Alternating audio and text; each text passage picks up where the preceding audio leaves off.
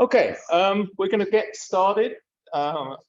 We changed rooms, so it's a little bit different for us. Hopefully, we're going to be able to get everything worked out. And I can't get the agenda up on screen, but there should be agendas on the tables.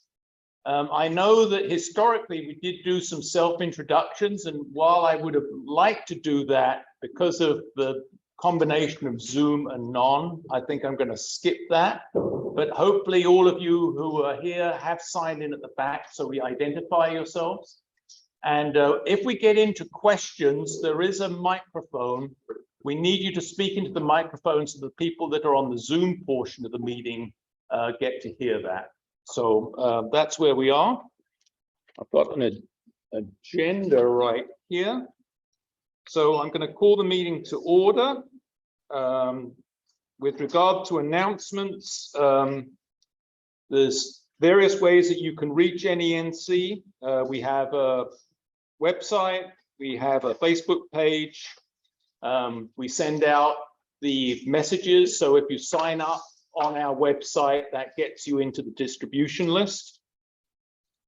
And the next item is we are participating in the Proctor Arts Festival. So Jody, do you want to speak to that, or why don't you do that?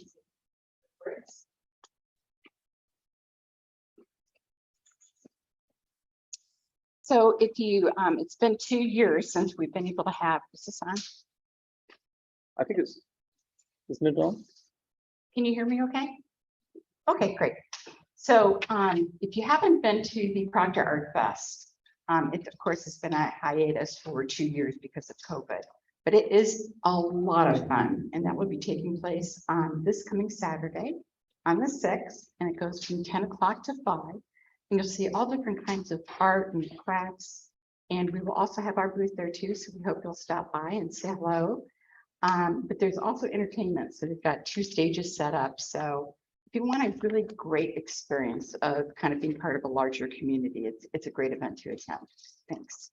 Before you sit down, why don't you just speak to the Proctor neighborhood plan, if you could? I can. So this week, some of us met with Lauren who came, I think I pronounced your name correctly, and she is the principal planner who is going to be starting off. Can you speak up to the mic isn't working well? Thank you. Is that better? Oh, Much better. Okay. thank you. So there's an initiative by the city to be able to help as we are experiencing growth to take some input from neighbors who are being affected by that growth, and they want to have some input insofar as what are the things that are going to be important to us. And they already initiated this with the McKinley Neighborhood Council District in February, and they're going to start up this fall with Proctor. So it isn't just the neighbors who are immediately around Proctor, it's also for those of you who see that as kind of like your business community. And on the back table, there is information on this neighborhood project, but it's also going to be posted up on our Facebook page and our website, which is nenc.org. So you can find that information up there underneath news and events. So I hope that you all will participate, because it's going to be important to see how we can handle growth, but also make sure we're providing the concerns from the people who use that as a shopping area and also live around it, that we're going to be able to go ahead and make sure we can find some things that are really important for us. Any questions? Okay. Thank you, Jody. On community announcements, I know there was an announcement about Police Night Out. Did you want to address that now, or do you want?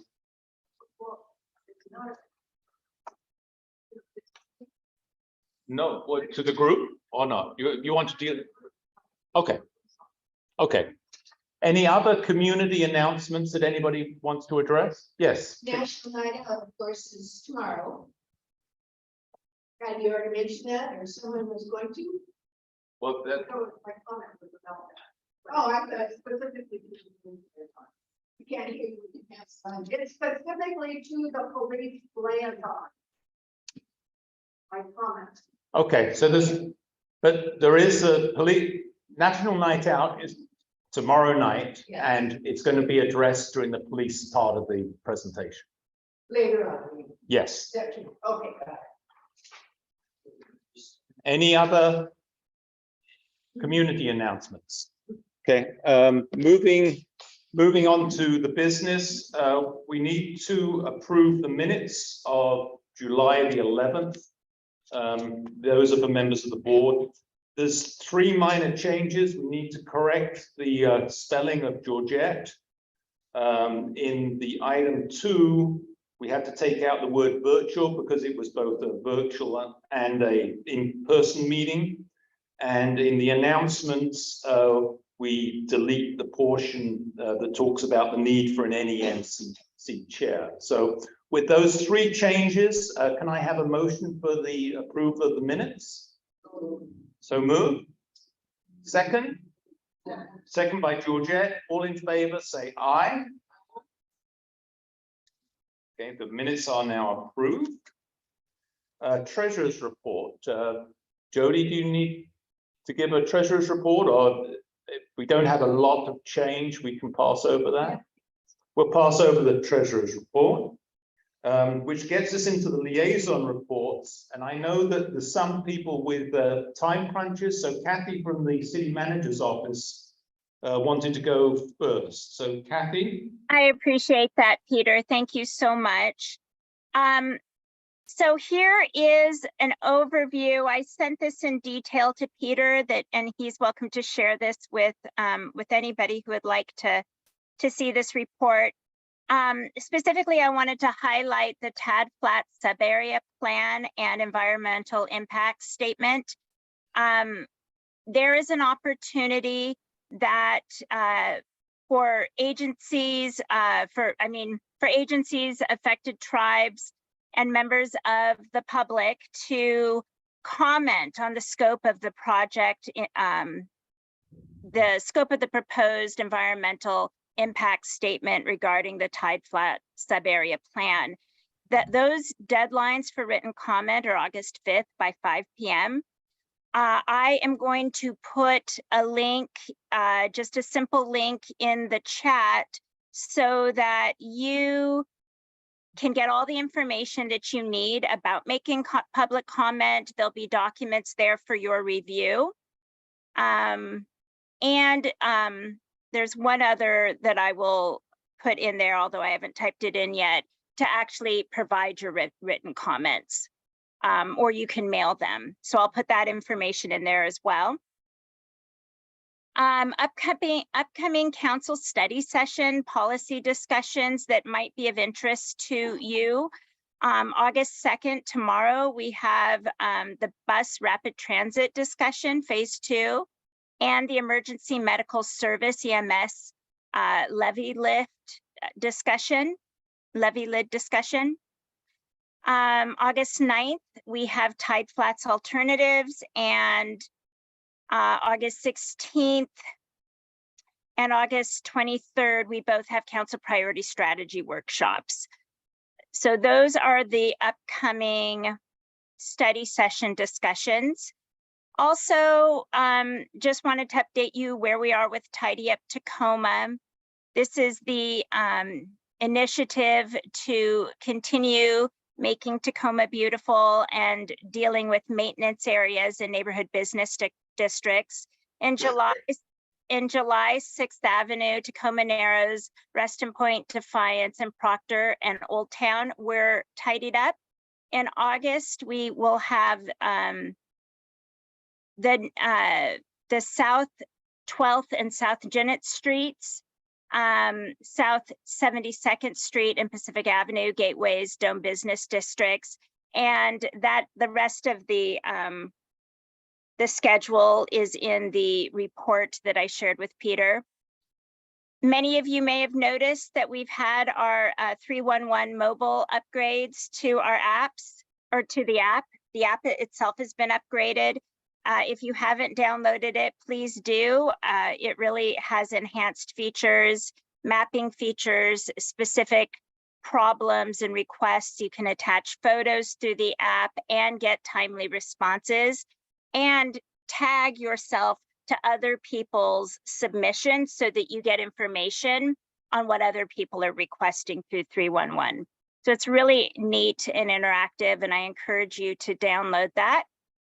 And there's so much more, but I think I will just leave that for Peter to share. Thank you for giving me the opportunity to give you some updates. So for everybody, both on Zoom and in the room, I apologize, we don't quite understand how we share the people's face on the screen for you to see. But unless they've got a presentation, oh, is Liz coming to help? No. So I think just as long as we can hear them, that's fine. I know last time we tried to mess with it during the meeting and we lost part of it. So going on, Alyssa, do you want to talk about parks? And if you'd like to actually come up and speak into the microphone, then that would be great.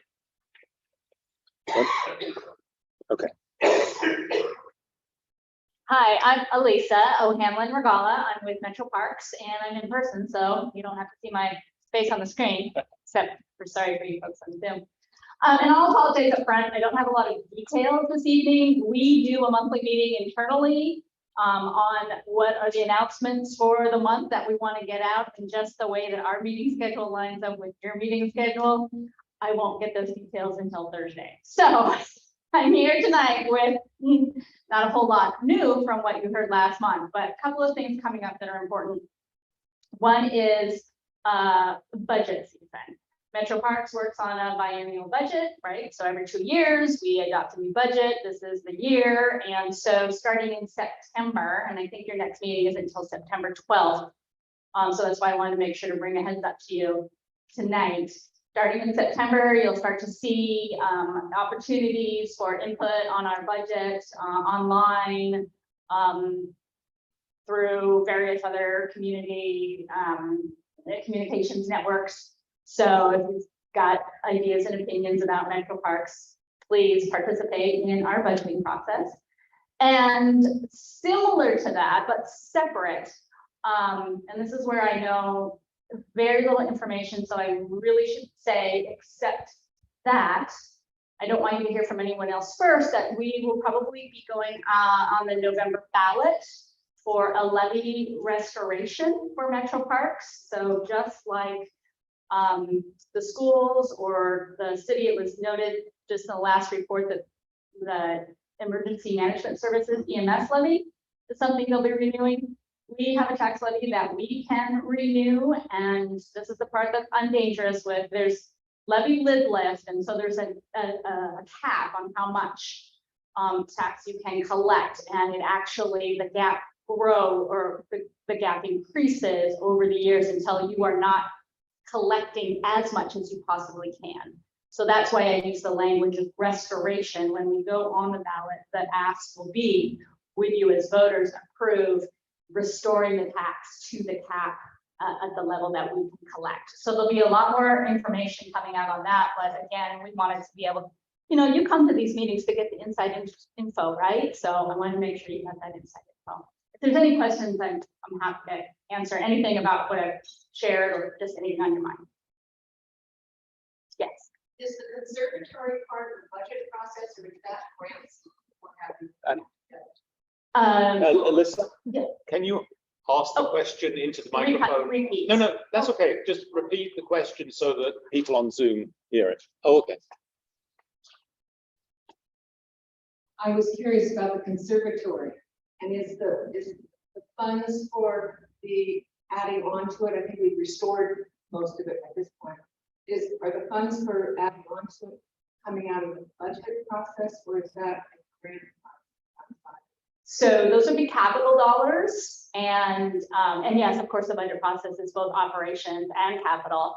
I believe, and so the restoration of the conservatory at Wright Park has been a combination of capital dollars raised through the bond program we've been working on for the last 8 years, and also grant funds. So it's a combination of both. Specifically for an addition, I don't know that I can separate out that these walls were constructed with a certain color of funds. Go ahead. Okay. Any I more, can get more detail if you would like it. any more questions for Alyssa? We have one.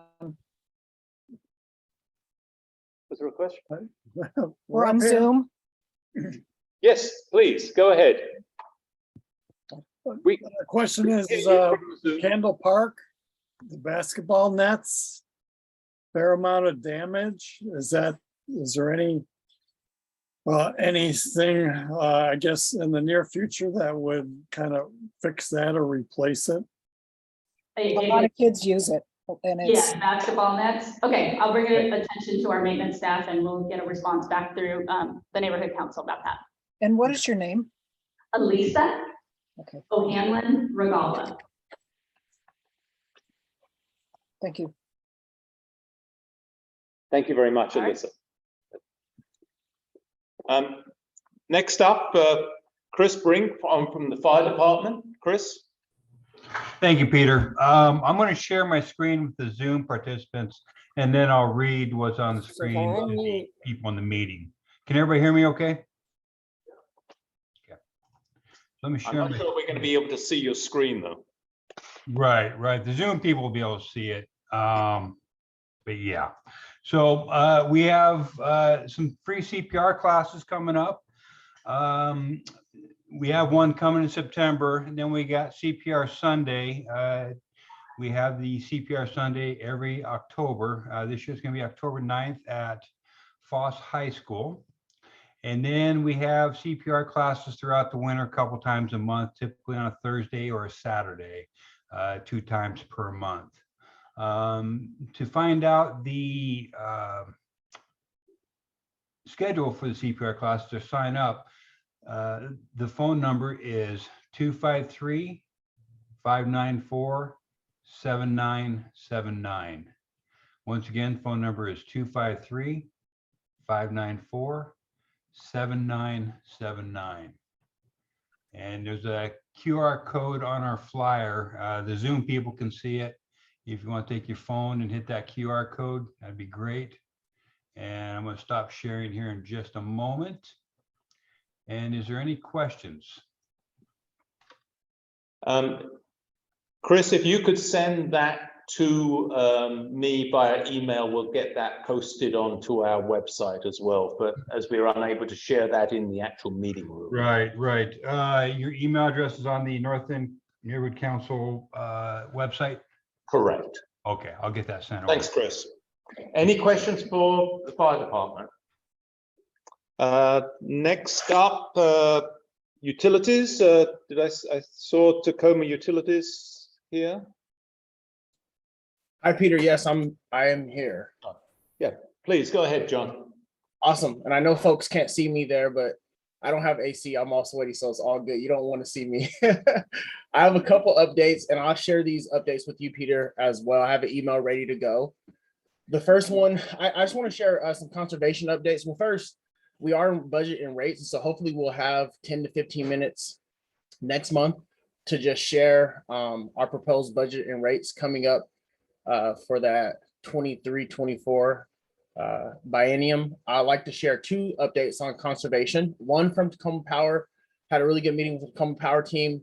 And so they want me to share 1 rebates or 7-year interest-free loans for windows insulation, HVAC systems, and hybrid electric water heaters are currently available online. And I'll share this link with you, Peter. Deferred loans for windows, insulation, HVAC systems for income qualified customers. And then we also have a new program about to launch offering forgivable 5-year loans for landlords with income qualified tenants. Landlords sign a 5-year contract with the utility that they will continue to rent to income qualified tenants, and TPU will pay for energy efficient upgrades. Loan is forgiven if contract terms met at the end of 5 years. You can call the team for more details. This is currently not available online, but it will be soon. I will share that link. And then the second update, I want to share Tacoma Water. Every summer, we give away our free water saving products. There's a way to fill out easy request online. You can use the online request and you could receive things like shower heads, faucets, outdoor watering supplies, such as a hose spray nozzle and hose timer, all free for Tacoma Water customers. You must live in Tacoma Water Service area. The kits are custom built. You choose what you need for your home and they will deliver to you. These products will help you begin saving on water immediately. Again, for those of you that don't know me, my name is John Gaines, Tacoma Public Utilities Community Relations Manager. I'm always available. If you need me, I will also share my email. Any questions for John with the Tacoma Public Utilities? Nothing on chat? Okay. Thank you very much, John. Thank you.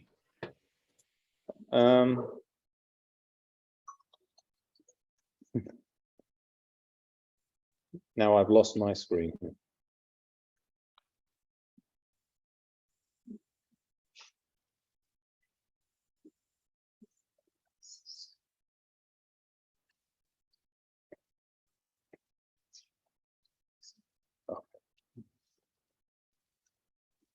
So who else do I have among our liaisons on Zoom? Can you identify yourself? Yes, can you hear me? Yes, this is Matt. Yes, Matt Verkulen with Tacoma Police Department. Perfect. Please go ahead. Okay. So I am my name again, Matt Verkulen. I am the newly appointed sergeant for the Community Liaison Sector North for the police department. If that kind of title sounds a little new, that's because there's been a little bit of restructuring that's taken place within the community liaison sector, community policing division. So I am the new field supervisor for that, and then my immediate boss is Lieutenant Mike Lim. He is the CPD North commander. So either him or myself will be the ones that can be contacted on a regular basis if you need to get something done. And we currently are having some shifts within the community liaison officers as well. We currently have 2 in the one sector, which would be the downtown section, and 1 in the 2 sector, which would be the north end, Tacoma. So as staffing increases, we'll be trying to boost that up so that you guys will have more folks to contact dealing with situations. I'll try and keep this a little brief, but I'd like to go over the crime plan that Tacoma Police has rolled out with the city, and I'm sure there may be some questions involving that. Just kind of a brief overview. So violent crimes obviously on the rise and has nearly doubled in the last 12 months. It is geographically concentrated in relatively small numbers of locations, and it really is a relatively small number of offenders that generally account for the majority of our violent crime that we're seeing. So the violent crime plan is based on a lot of research done by the Department of Criminology with the University of Texas, and it's evidence-based and data-driven. So it really consists of 3 phases, and one is the near-term phase, and that's kind of what we're entering in now. So those that aren't familiar with this, it's been rolled out about 2 weeks ago. And first phase there is hotspot policing. And what this phase basically entails is identifying what major hotspots in crime are, whether that be a general location, specific addresses and such.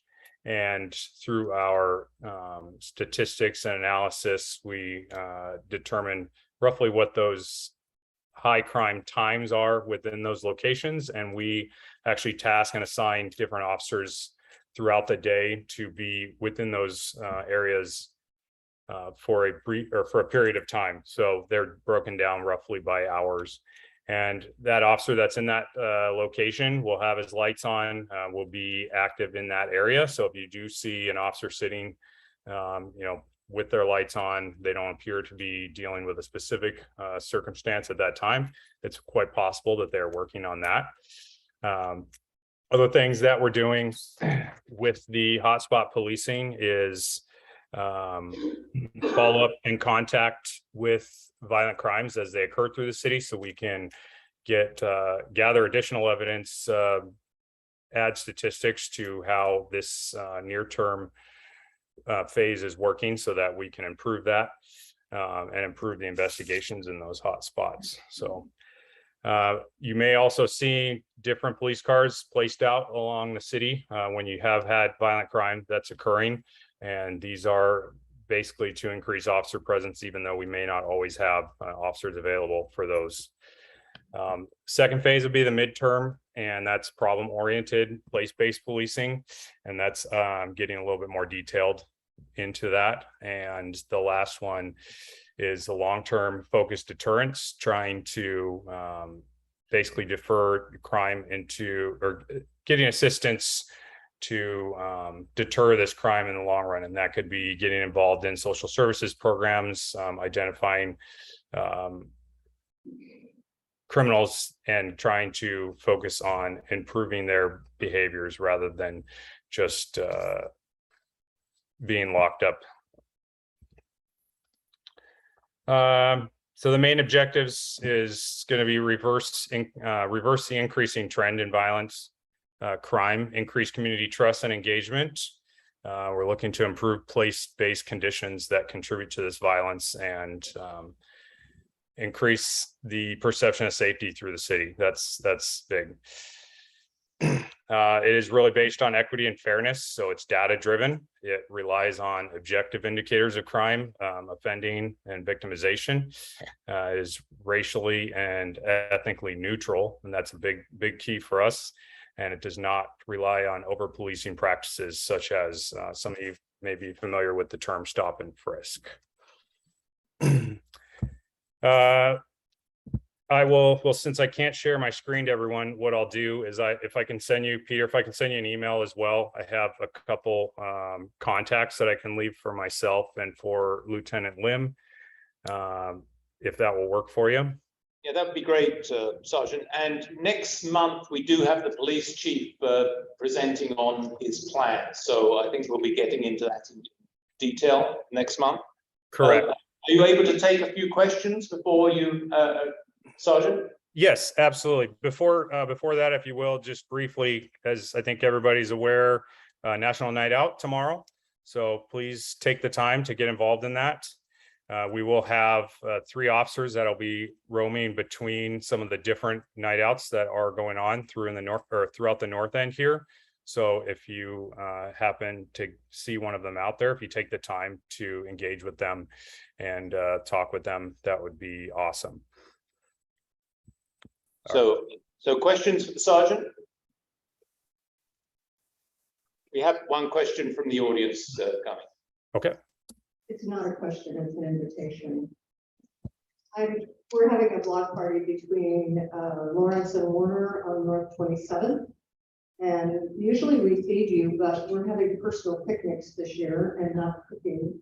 So although we can't feed you, is there any officers in the area at the time between 5 and 8 that would like to stop by? Everybody would just be thrilled to have them do so, even if they have to run off mid-conversation because they're needed someplace else. All right, I will make sure I will put that out there for the officers that are out tomorrow evening for that. That would be great. I appreciate that. I do an alley party in my alley every year. And if you call Safe Street, then phone them. I mean, if you phone them. Yeah. Sign up, just register that you're having an event, and they will make sure that you do the police department, the fire department, or maybe a city council. I can't hear that. We like to do for and you would do that too. And Sergeant, if you send me the information via email, we'll get that posted on our website. I will do. Thank you. I see, Liz, do you have got anything to give us an update on?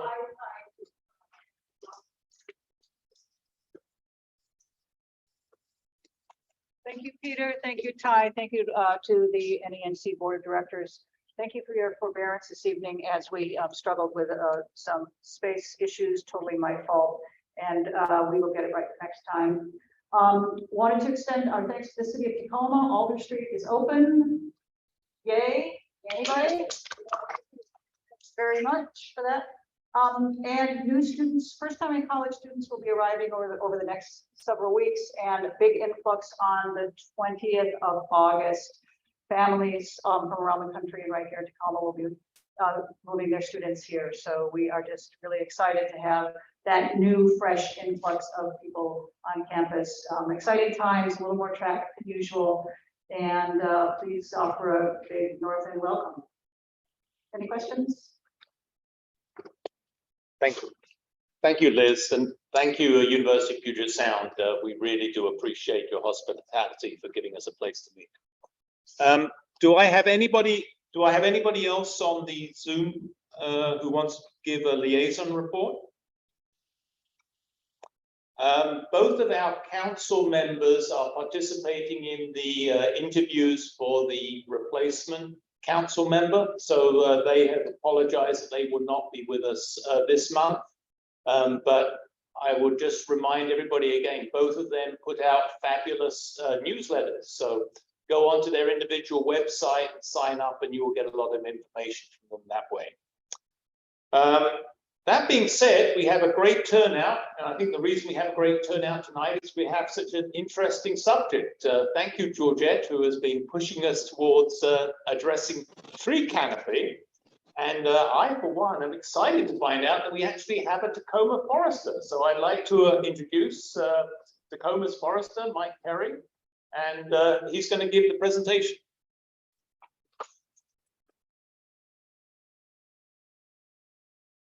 Let's get to your presentation, which was this one.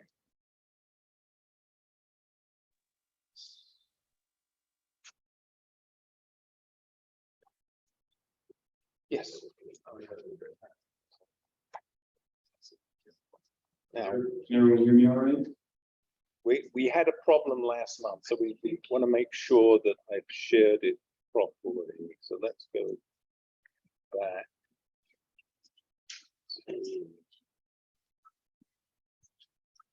Zoom. This one, right? Yeah. Oh. Oh.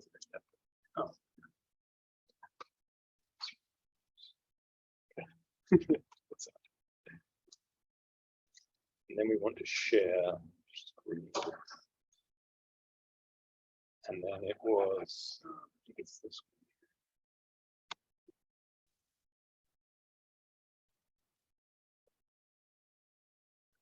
Okay. Great. Yeah, I think that's okay. Thanks so much, everyone, for having us here. We don't want to leave meeting notes, but okay, there we go. Yeah, once again, thank you everyone for having us here. Mike Carey, I'm the Urban Forest Program Manager here at the City of Tacoma. Got a few other forestry staff here as well, Ryan and Lisa. We'll all be more in-depth introductions here in a second. But thank you again for the invite to come to talk about Tacoma's urban forest. Oh, this way.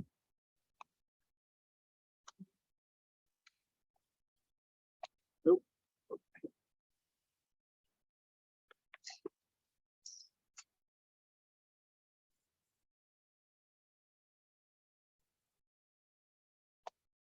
Hi.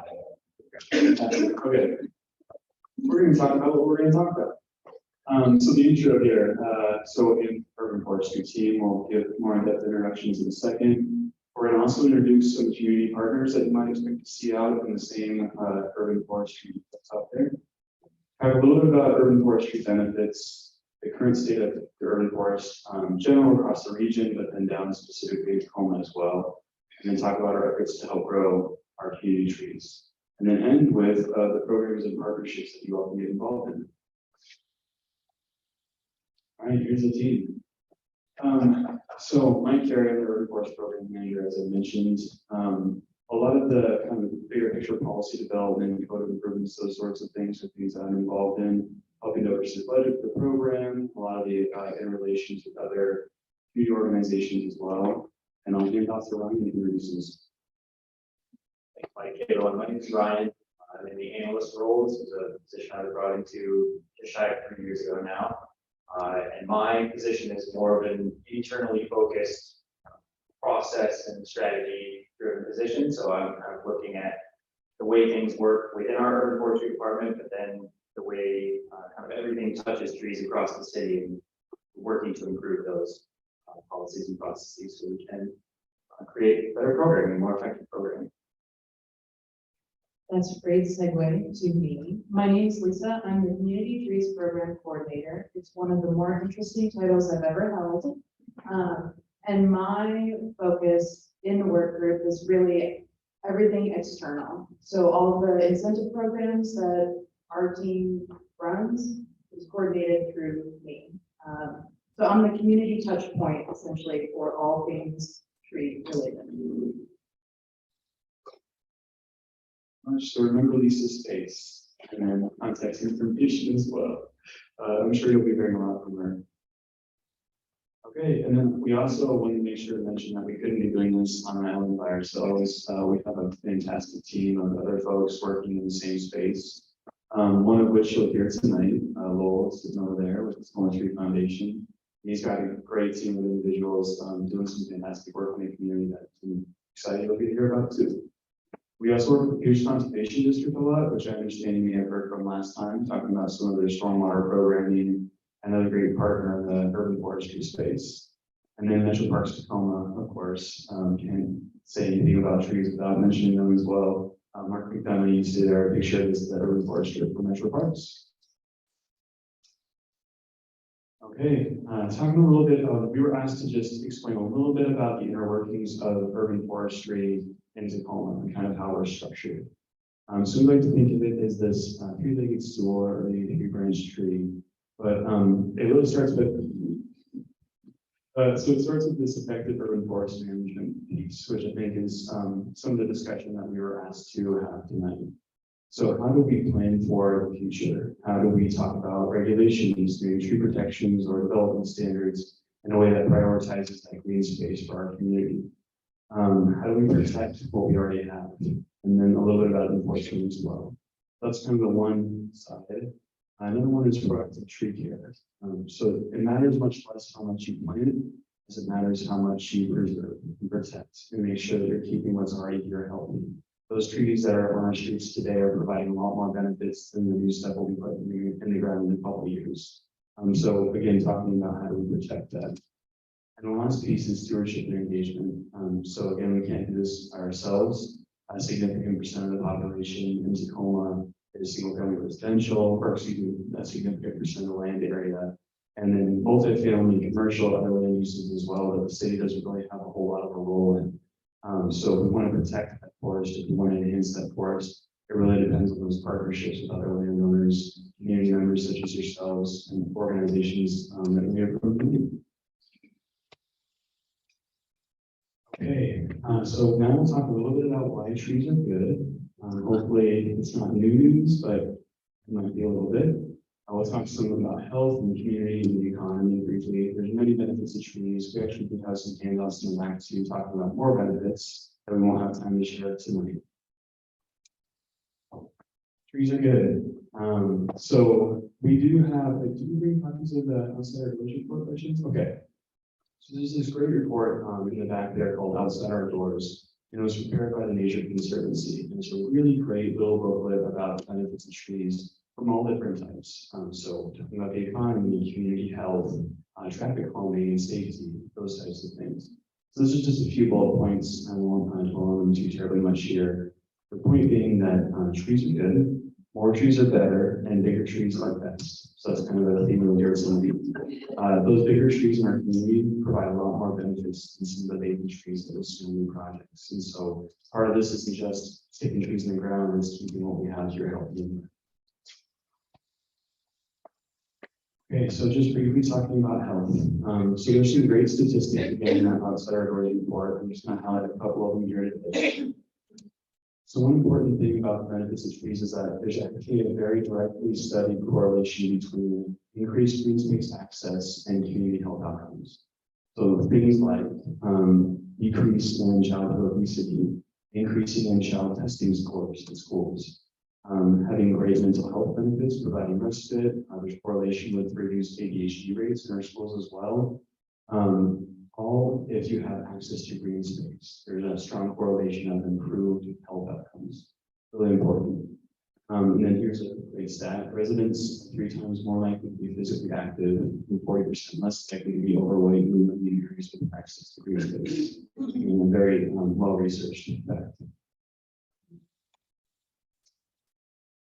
Okay, community. It's good to hear that talk about the National Night Out. One important thing about trees too is they actually really do help to build our communities. So things like having tree plantings together, having the continuity of street space, of green spaces, those central gathering places in our community help to build those local ties. And there's a lot of, again, studies that show reduction in crime rates if you have access to green space or if you have green space on your property. Having traffic calming effects. So streets that have street trees lining them actually have kind of a forced traffic reduction. There's again direct correlation with increased safety there. And then, as I mentioned, enhancing social ties. So having that community identity in that form help to give access to your neighbors, have something to gather around and talk about. And then the economy. So oftentimes we think about trees in terms of the cost of maintenance, the cost of upkeep. And it is true, right? That when we have big trees, it does require some maintenance and there's some costs there. They also have a very significant impact on our communities economy too. I'm just showing a couple snapshots here of some different business districts in Tacoma. Maybe we'll be able to identify them. But shoppers are willing to spend 9 to 12% more on goods and services in our business districts that have more access to green space, outdoor green space and trees. So again, a really direct correlation there. There's also correlation with increasing property values as well if you have green space. Okay, with that, I'm going to hand it off to Ryan, who's going to talk to you a little bit about our current state of our urban forests regionally and then Tacoma as well. All right, thank you, Mike. Yeah, as Mike said, we're going to kind of take a macro high level approach, and we're going to then narrow that all the way down to Tacoma specifically. We'll start just with basic, what is, and when we talk about urban forest and tree canopy, what do we really mean? So an urban forest is really just all of the trees and vegetation located within the boundaries of a city limits. And when we're talking about canopy, there's 2 ways you can look at canopy. One is kind of this aerial, like this aerial shot shows. It's all of the surface area that the tops of the trees cover when looked at from above, or from our view, it's everything that you would see when you're looking up. And there's a really important number that I want everyone to pay attention to on here, and it's that average tree canopy cover for cities across the United States. It says it's around 35%. Just keep that 35% average canopy number. That's across our whole country as we move forward. And that's explicitly urban areas too. So not all of the cities across the United States, but urban cities. Okay, so now we're going to take a look at our region here, and this is a series of 3 pictures that are going to show a very significant decline in tree canopy across all of the areas in Puget Sound that have rapidly developed. Now this data is from a 24-year period that ended 26 years ago. So you can imagine that this trend has only continued over that time, and we've seen significant losses. So the black areas on the map represent a loss of tree canopy. And an important distinction on this map is that the high tree canopy, which is the tallest trees, the biggest, oldest trees, that's where the most significant decrease is occurring. And so when new trees are coming back in, it's representing much younger trees or just much smaller species. And it takes much, much longer to see those benefits. Now, part of the reason that we still use this graphic from 1996 is that this was sort of a wake-up call to the region, and it's when a lot of cities started in earnest doing urban forest management planning and sort of focusing on how do we do better with urban forest. And this brings us to Tacoma, which we have this sad stat that we get to tell everybody every time, which is that our citywide tree canopy, our average is 20%, which represents the lowest assessed tree canopy of any community that's done a tree assessment in the Puget Sound region. So you can see some of our peer cities and neighboring cities in the column to the right. Seattle, for instance, is getting close to a 30% canopy. Some of the northern suburbs and cities up there are up near 40%. So that's twice as much as canopy as we have here in Tacoma. And as you can see on that map, at 20% that we do have, it's not an even 20% spread across the city. It's wildly different depending on what part of the city you're in. Okay, so now I mentioned that 1996 was kind of when the region started caring about urban forest policy. And I'm going to talk a little bit about Tacoma specific policy related to the urban forest that has gotten us to where we are today. And Mike, you can correct me if I'm wrong, but I believe Tacoma's first urban forest management plan was 1992. I think it was 1994. 94. So yes, Tacoma did have an earlier plan that's not recorded here, but in the last 12 years, this is kind of where we've come from. So the first one was that urban forest policy element, which is part of the city's comprehensive plan. So the plan for the entire city.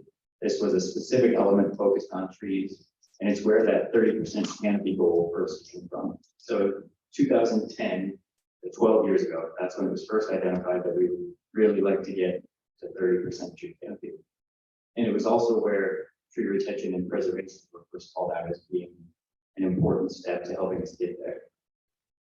Fast forward to 2016, and the city passed the Environmental Action Plan, which was kind of a broader plan focused on environmental sustainability across all sectors of the city. But then there were specific tree and urban forestry related actions within that plan focused on increasing that healthy forest canopy, still trying to get to that 30%, and then this time specifically calling out improved regulations for tree protection.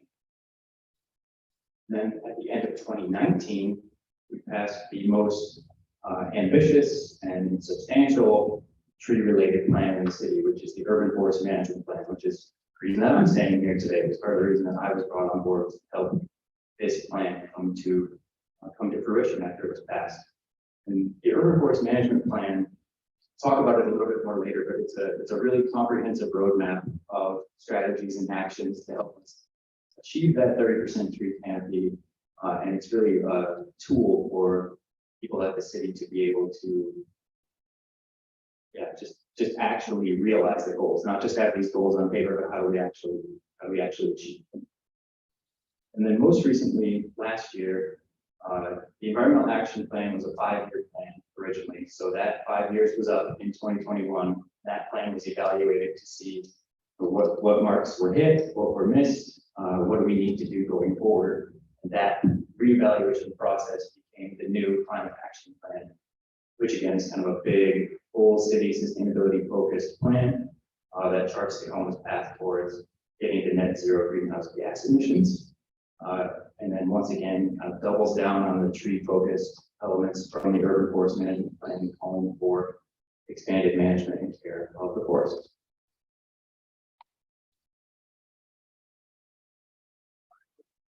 I'll just pop up the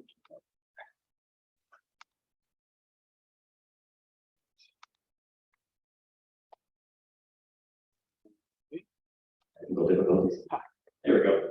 Okay, so I really like this slide because it's one thing to say that number, that 30% tree canopy, but it's another thing to actually visualize conceptually what that means and what that looks like. And so what this is showing is that if all things were equal and everything were neutral, we would need 5 areas the size of 5 point defiances planted with trees to reach that 30% canopy across the city. But we don't have, as the city, as any individual landowners, as metro parks, nobody has 5 point defiance size places of land just waiting for trees to go in and then we could just plant it and be done. So there's other ways that we have to look at this. And as you start to analyze where in the city trees can fit and how do we actually achieve that 30% canopy goal, the size and type of trees really starts to make a difference. So this is another illustration that shows, again, if everything were equal and we had all the space and all the control and ability in the world to just plant the trees that we needed to reach the goal, it would take roughly 120,650 large trees, such as a red oak, or nearly 2 million small trees, such as the flowering pears like you see in a lot of the business districts.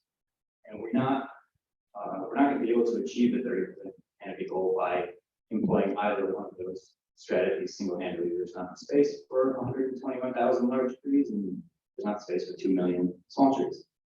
So that's where we have to start digging into deeper details to figure out what can fit where and how do we maximize the benefits of the appropriate trees in the appropriate place. So that's kind of the segue into how do we have the concept of the goals, we know roughly what needs to be done, and how do we actually go about achieving it? So I mentioned the urban forest management plan. This is our roadmap right now. This is kind of our guiding document that we're trying to implement every task and goal and action and strategy in there. That was a multi-year process, including community engagement process to create this plan. Now we're just trying our best to make it happen. The actions in the plan are separated into 6 categories. Those are management policy, capacity and training, funding and authority, inventories and plans, risk and disaster planning, and community engagement. And with those, all of those things combined together, that's what ideally will get us to our 30%. Now, as many of you know, the last couple of years, right after the plan was initiated, were not what we expected. So the first, we had huge ambitious goals in the first couple of years, and immediately we're hit with the impacts of COVID. So I'm not going to dive into any of that right now, except to say that we just released the first progress report on the Tacoma Urban Forest Management Plan. So you can read about how every single action and strategy has been going in there from 2020 and 2021, at least. And that will go over the impacts of COVID, what we had to change in strategy in those first couple of years. We sort of made a pivot to focus away from things that had a big financial cost or that involved bringing on a lot more staff capacity, and shifted toward COVID updates, process improvement, and seeing if we could stand up in new programs, especially equity-focused programs. One sort of happy outcome of that pivot is that I at least have seen a strengthening of our community partnerships through this project, as evidenced by the Tree Foundation's presentation tonight, and you all inviting us to speak here tonight. Thank you. Okay, and now this slide, which has a whole bunch of stuff going on it, is just to illustrate that this is one of the really important tools that we have in our pocket to try to figure out where trees should go, where trees already exist, where can they be preserved, where can these maximum impacts be found. And so this is just illustrating that we have these various mapping tools, such as the equity index. We've done urban heat island studies to show where, during weeks like we just had, where are the parts of the city that experience the worst impacts from that heat. We have individual tree management software down to the specific tree in the ground, exactly where it is, telling us a bunch of information about each individual tree. And then we have the broader canopy assessments as well. And we sort of put all of those things together, cross-reference them, and that gives us these kind of high opportunity areas of where trees could have the most impact. With this, I'm going to hand it back to Mike. Thanks, Ryan, for setting the stage there. So as Ryan mentioned, we have lots of different data sets that come from various points in time. Some more recent, like the urban geon analysis that we did just a few years ago, and some are pretty old data sets. I'm not sure folks in the room are necessarily familiar with this, but one thing that does really impact the ability for trees to grow in our community is the historic redlining practices in Tacoma, which happens in different places all across the United States. So this map here is from 1937, and it shows that redlining. And just, I'm not going to go into too great detail on this because it's a very big topic, but essentially what happened was these maps were generated to show who might be more able to apply for home loans. And kind of where infrastructure investment would and would not happen across the community. So different ratings, the colors on this map here show the green areas are kind of those best rated areas. So if you lived there, you'd be more likely to be able to get a loan. Down through the spectrum to the D, which is the redder areas, where essentially you would not be able to get a loan to purchase property, showing that as declining areas of the city. And again, not getting into too much detail here, there is much more thorough explanation how this is impacting Tacoma's urban forest online. We have our community tree map available at citiesplum.org/tree map, and you can get a lot more details there. And those jump off into a lot of history of redlining as well. But the point of this slide is to show the correlation between those historic redlining practices, again, showing where people can and can't live, where you can and can't get loans, and the areas of the city that we will and won't invest in historically in infrastructure. As correlated to urban tree canopy. So you can kind of see some trends here, like the Denali Valley there. On the left-hand side, you see that area distinctly being more red, some of the yellow surrounding areas. And this map on the right here shows again, the tree canopy analysis. So the darker green is the more trees, and then that lighter green color is fewer trees. So again, you can kind of see that general trend. And the point of this is to say, it's not necessarily about who cares for trees, where have trees historically been planted, but it also comes down to what infrastructure do you have available to have healthy trees? Do you have planting strips, or is it just a gravel shoulder?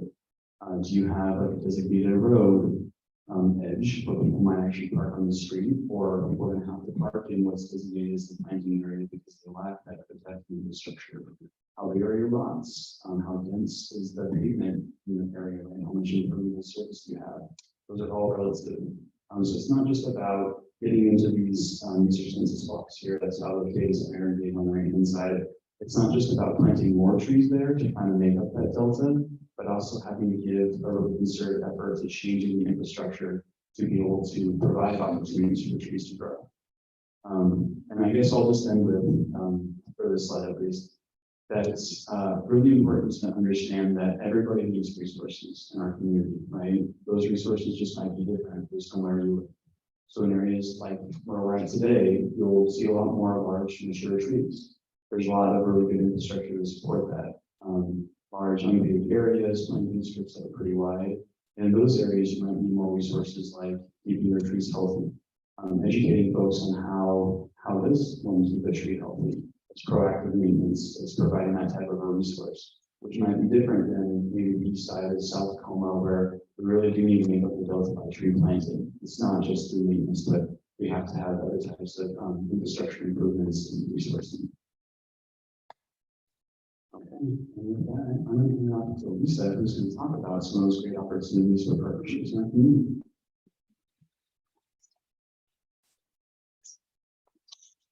Hello, everybody.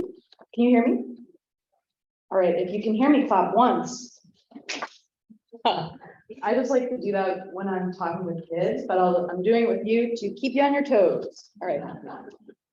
So you've already met our team. You've heard about kind of the need. You were shown a lot of maps and data.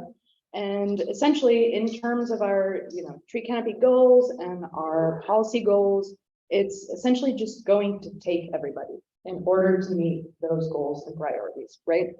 So it's going to take you as a group, right? And especially community partners. And so when it comes to partnerships with the city having partnerships with community groups, I'll just say that the most conventional partnership starts and kind of ends with tree plantings, right? That's kind of our bread and butter. It's like we have trees, we give them to you to plant. And so how this has kind of looked in the past and ongoing is these two examples right here.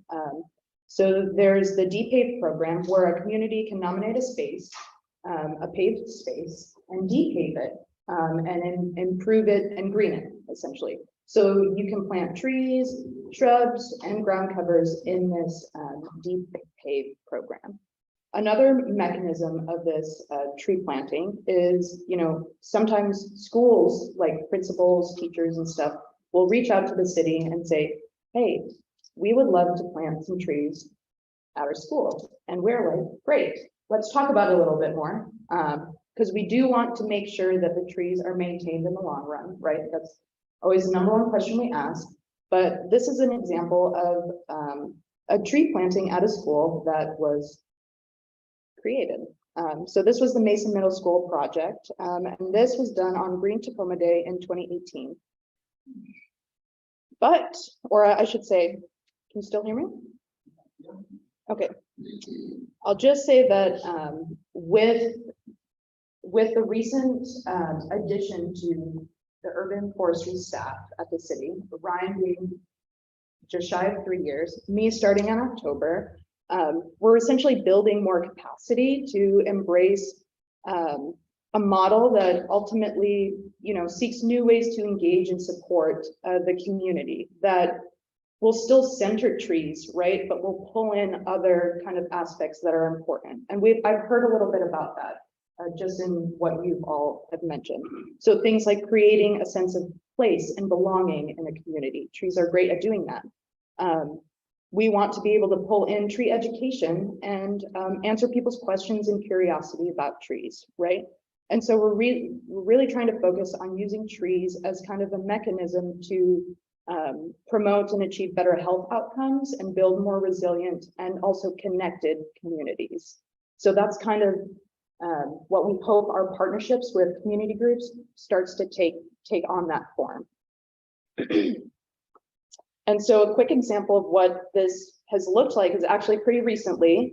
The city partnered with a number of community groups in the Hilltop neighborhood, and also Tacoma Tree Foundation was one of our partners for this event. And we essentially called it the Branch Out event. And it was a tree giveaway event, right? But it took on so much more meaning as the community groups started planning and organizing this event.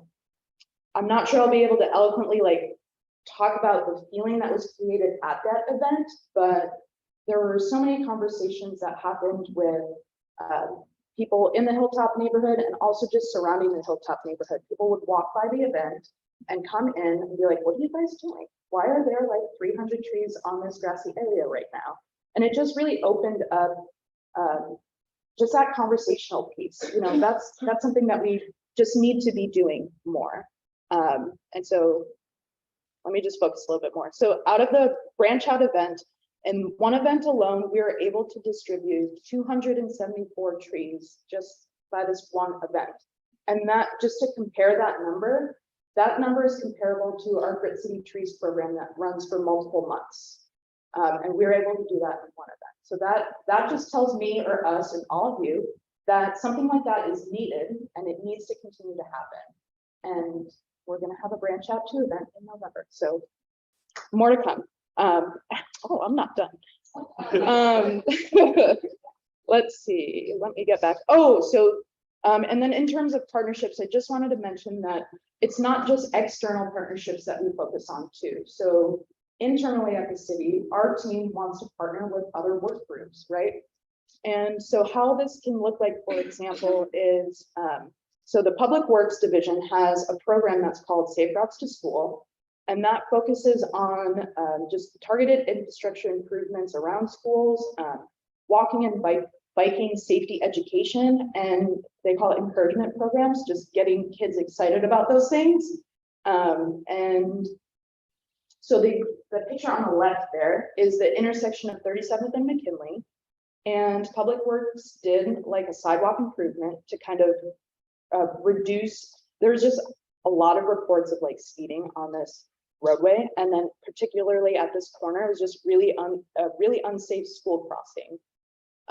So they did that improvement, and they were like, we need to do more. What can we do? And Mike alluded to this earlier, but trees have a great traffic calming effect. So we put in some street trees on this corner, and we're hoping that that improves that safety aspect at that school.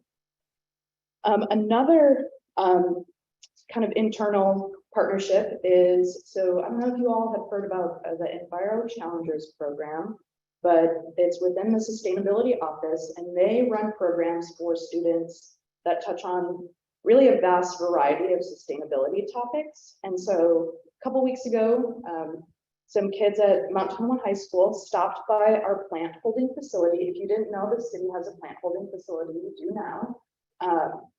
And that supports our urban forestry work group and also our open space work group. So all the trees and plants for those programs get held in this plant holding facility. So students came out to the facility and we talked about we gave them the overview of the current state of the urban forest, and they got really sad. And then we played a really exciting game to encourage them to think about what their role in all this can be. And I won't make you all play the game, but maybe if we have time, we might. Okay, let's see. Oh, this slide is just on the topic of education. We have so many materials that deal with, I mean, there's of course the Urban Forest Management Plan that you can read. You should definitely read. We have these really helpful like visual postcards that explain or just help you think through like tree placement on your property. Maybe you don't know where to start. This gives you places to start to think about like spacing requirements for a particular tree. If you have recently planted a tree, there's another postcard that's like that tells you how to establish that tree in the long term, because there's an establishment period of about 3 years. So that there's plenty of postcards back there, and they're also available online as well. And I do want to also mention that we have it's technically 4 street tree lists. 3 lists are there's 1 small tree list, 1 medium tree list, and 1 large tree list. And those are all the trees that we recommend for the right of way. The 4th is a document or a list that's prohibited trees in the right of way. And it doesn't, we give reason as to why 1 tree might not be great or we call prohibited. But for example, like the topic of diversity, we might have, I don't even know how many like maples, for example, we have in the city. But when we think of tree diversity, we want to make sure we have multiple genuses and species of trees. So when a potential threat like a pest comes through, it doesn't wipe out a huge chunk of the urban forest, right? So that's why we might say something is prohibited and not recommended. We love all trees. Oh yes, we also, the city, I mean, in addition to the partnerships that we work with tree programming, the city also runs their own programs. So I'll tell you about 2 of them. One, maybe have any of you heard of the tree coupon program? Has anyone participated in the tree coupon program? Yes. For folks on Zoom, there are 3 people that have their hands raised. Great. So the tree coupon program is essentially it's available for anybody in Pierce County to participate in. You request a coupon online and you get $30 off of up to 3 trees at participating nurseries. So we work with 7 to 8 local nurseries throughout Pierce County. And so you can go to one of those nurseries and pick up 3 trees and you can get up to $90 off. There are some like requirements. You can't buy like a 1-gallon tree, for example. You have to buy at least a 5-gallon tree or larger. And they need to be trees, right? You can't buy shrubs. It's a tree coupon program. So you need to buy trees. Let's see. Oh, now I want to show you. This slide kind of shows like visually the impact of the tree coupon program alone since its beginning, which was around 2012. So this is 2012. Each dot represents a number of trees that have been planted in an area. Okay, so. Sorry, just for wayfinding, the map on the left is the city of Tacoma, and the map on the right is all of Pierce County. So you can kind of see Tacoma nestled in the Pierce County map. Thank you. Okay, here we go, 2012. 13. What's happening? Oh my gosh, those are all trees. Oh, my goodness. And this is just one program, right? So just in the, and I'll just, what do I want to say about this? That's a lot of trees, right? In the past program season, for example, we got 2,662 coupon requests. Those were that many individuals filling out our form online, asking for a coupon. And from that, and this is just this past year, right? This isn't just what you see on the map. From that, 1,820 trees were planted, and that's just one program year alone. Okay, so keep this in mind. Now I will tell you about the Grit City Trees program. This is, well, they're all my favorites. This is also a good program, and it's actually open and running right now. So with the tree coupon program, one thing I forgot to mention is that that program runs October through March. With the Grit City Trees program, our applications open in the summertime. You don't get the trees in the summertime, you get them in the fall, but it's just a part of our planning purposes. We need to know how many, it's just for our planning purposes. I'll just leave it at that. So the Grit City Trees program is our free street tree program. So you need to be within Tacoma city limits in order to apply. You need to have eligible right of way, and all that means is there needs to be, so these trees are to be planted in the right of way area. So they're not for your backyard, for example. So the right of way is typically the space between the edge of the street and then the edge of the property line. Sometimes that looks like a planting strip, but other times it might not be that obvious. You might not even know you have right of way near your property. So there are, if you go to our Grit City Trees webpage, there's a resource to help you determine that eligibility piece. Okay. That's all I'll say about just like the program pieces.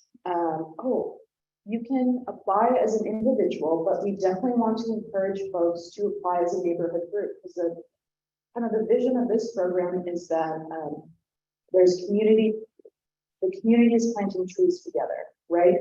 So and to incentivize you to talk to your neighbors, we will deliver your trees an additional, because we provide you more than just trees. We'll provide you with trees, Tagra, which is like a compost, watering supplies, tree stakes, and ties to hold the tree up for the first year.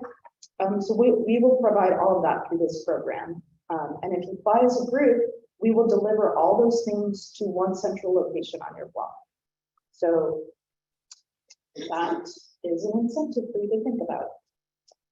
So I have a map progression I'm about to play, but what I will say is the Grit City Trees program has kind of been around for a while, but it's been called different things, and it's kind of been planned differently. So it's been around since 1991 or 2.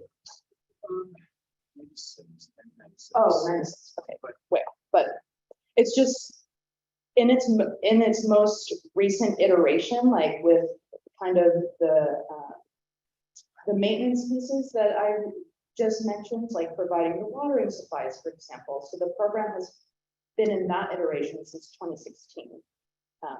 So I'm going to play the same slide. Hopefully there are just as many guests. All right, 2016. 2017.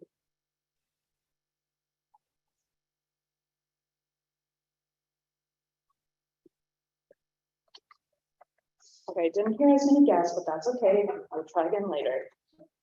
So I just wanted to say through both the programs that I just showed, so the tree coupon program and the Grit City Trees program, in total, those programs have amounted to 10,381 trees planted. Okay, okay, that's pretty good, so this past season, I mean, participation varies throughout many different years. Of course, 2020 was a weird year for many different reasons, but the 2021 season, about 126 individuals participated in the Grit City Trees program, which amounted to 320 trees being planted. Another thing I forgot to say, because there's just so much to tell you, is that through the Grit City Trees program, there's no tree limit. So you can request 12 trees, but what I will say is our staff will go through the applications And we'll only approve you for an amount that fits within your space. So you can request as many as you want, but we'll only approve you for how much, however many fits. Okay.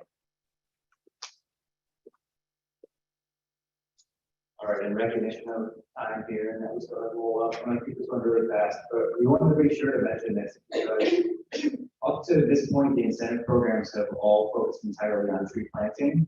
But one of the major goals behind the urban forest management plan is improving tree care and tree outcomes across the entire life cycle of the trees in the city. And so we just launched a pilot hazardous tree assistance program, which was jointly created with Neighborhood and Community Services Code Enforcement. And the idea is to support public safety and alleviate financial burdens of trees that become hazardous in the public right of way. So through this pilot program, which will kind of run for the remainder of this year and partially into next year before we evaluate, and some things may change. But the way it's running right now is that it will cover 100% of the costs to go out and assess if the tree is hazardous, and then to mitigate that hazard. So prune any hazardous branch, or if the entire tree is hazardous, we'll cover the removal, the stump, and replanting of a new tree. And we'll work with the property owner to get an appropriate tree for the size of their planting strip. There are two ways right now for a property to qualify, or for a person to qualify. One is that a property is located in a very low or moderate opportunity area according to that equity index. So that's an auto qualified, no matter what, just geographically. And then open to the entire city is an income qualifying option, which is if the owner is enrolled or qualified for the Tacoma Public Utility Assistance Programs, they will also all auto qualify for this program. I believe with that wraps up our presentation. Sorry, just one clarifying point on that program is it is specific to politically hazardous trees, which is an important distinction. If you have a tree in your backyard that is starting to fall apart, but it's just your tree and you're the person that was impacted, that is not eligible to the program. It is specific to like rights of way, right? Where if that tree were to fail, it would have that public impact, impact the street or nearby school or the sidewalk or something else that's outside of this tree. So just a little clarifying point there. Didn't mean to steal that. All right, with that, I guess that was the bulk of our program, and we'll probably just open it up for questions now. How do I'd like to get a couple of trees my property. Who do I contact?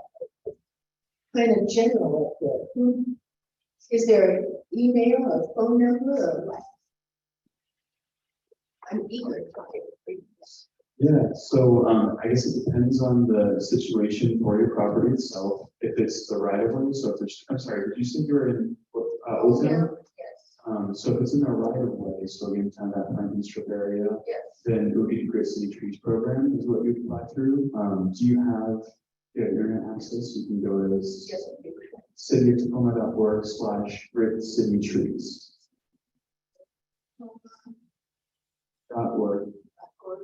.org/Grid City Trees. You know, we can also follow up with the links to these websites as well for the incentive programs. It's kind of easily accessible.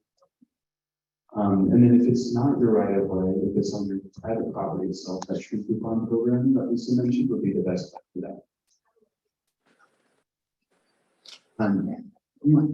Yes, it's cityoftacoma.org/tree coupon. And if you just go to the city's urban forestry page, which cityoftacoma.org/urban forestry, so that's all that you can navigate through all of our incentive programs, our educational resources, everything is going to be easily navigable through just the city's urban forestry page. So that might be the first place. Urban forestry. I had a question. Hello, can you hear me? I was just gonna add one thing. You can also just email trees@cityoftacoma.org and we can just, that's us. And we can just email you back with all the links. Hello? Oh, We actually have, so.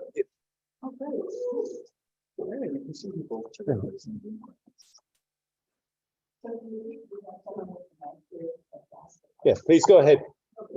So I said. Yeah, is it okay if I talk?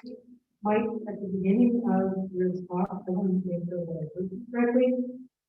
You said the city doesn't have much of a role in commercial areas and high-end residential areas. What do you mean by that?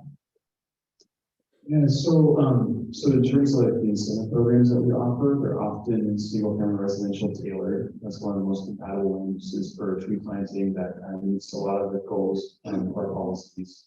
But in terms of, well, the important distinction here is that in the city of Tacoma currently there is no tree preservation ordinance.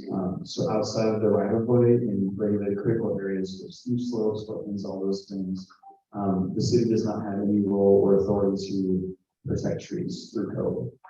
So that was kind of what that was about. In terms of those climate specific land uses, it's that a lot of our programming is not tailored towards them. It's more towards single family residential. So that is actually where I'm in that is.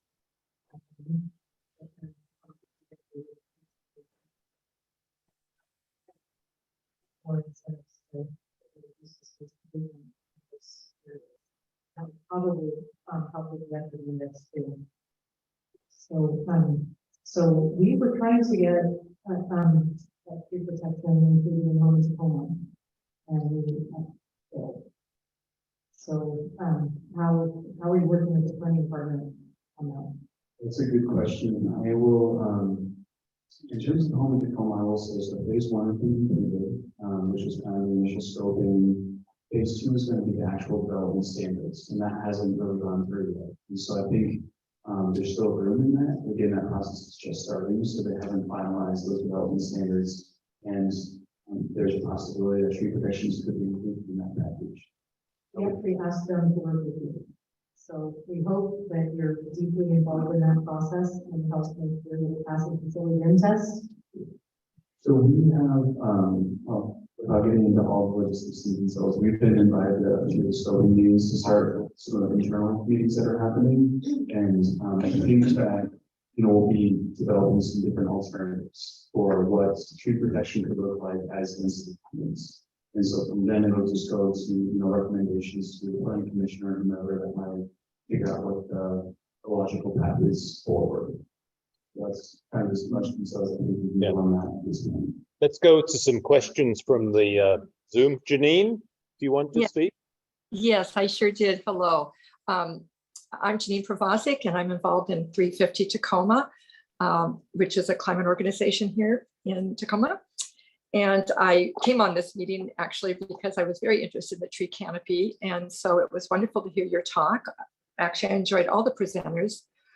But I did want to point out a situation in the port that has to do with trees. I don't know how many are aware that there is the last large grove of trees in the port. They're cottonwood trees, they're old growth trees. They're like 100 feet tall. They house an enormous amount of birds. The birds come in from the saltwater marsh that's near there, and then they go into the trees to get refuge. And the port has decided to cut them down so that a new facility can come in and add more, you know, cement it over and put more large storage canisters. And we are sort of fighting to keep those last large trees in the port. If you have an aerial view, they're the only trees left. And as you noted earlier, when the tree people were talking, I'm going to call you the tree people, you cannot replace old growth trees. And somehow the city, in trying to be environmental, they sometimes just miss big things. I think in a climate crisis, we can't afford to cut down any trees, particularly the only last cluster there in the port. So I'm just urging people to maybe contact the port commissioners, city council.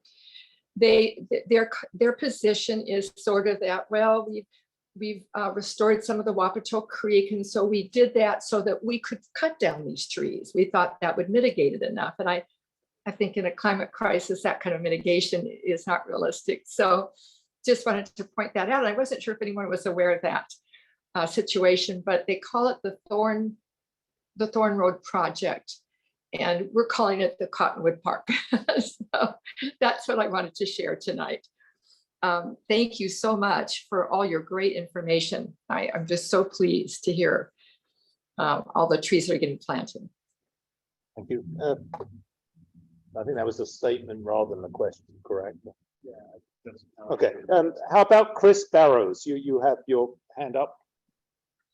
Yeah, thank you.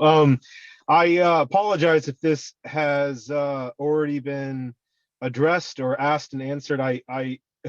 Mr. Chairman, you come across very well. Some of the other people sometimes come across as Charlie Brown's teacher. So that's the basis of my apology. But my question is, my observation with city permitting is that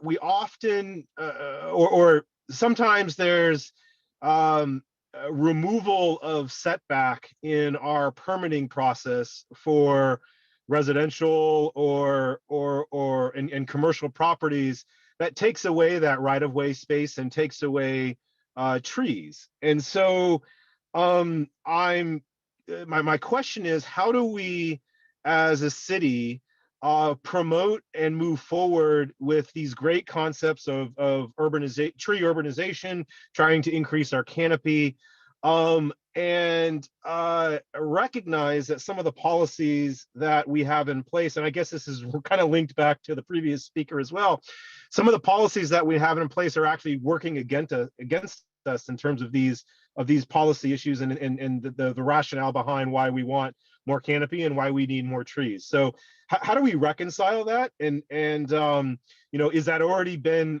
identified and is being addressed? And if so, how do we as a neighborhood council maybe develop a policy position to help support removing some of that dichotomy and retaining some of the setbacks that are needed to be able to have areas where trees can be planted? Thank you. Sorry, can you hear me in non-Charlie Brown t-shirt kind of way?